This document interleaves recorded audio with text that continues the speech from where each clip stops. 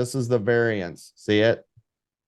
This is 460 or 447 to 446.70. So right here is about a 30 cents off the mark. It's going to be hard to determine inside of that 30 cents. Why? We don't know if it wants to use this and we don't know if it wants to use this. Does that make sense? Yes. Typically, it will show us boom, boom, boom, boom, boom, right? Boom. But because of this, it makes it a little harder. A lot of times it will show me, okay? Let's just use this as an example. If you look at the bodies, you see the bodies together? See the bodies together? Yes.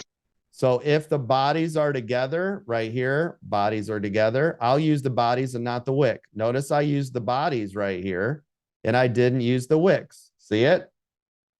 The wicks don't matter. The wicks were here, here, here, and here. So what would make more sense, using the bodies or the wicks all over? Bodies. Bodies.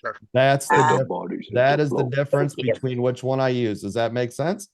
And this, though, is why don't we all use a break and hold method in here, right?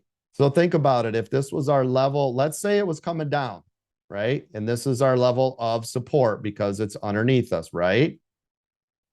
Well, if it doesn't break and hold, and all it does is a wick pops through, pops through, pops through, pops through, that's no good to us yet, right?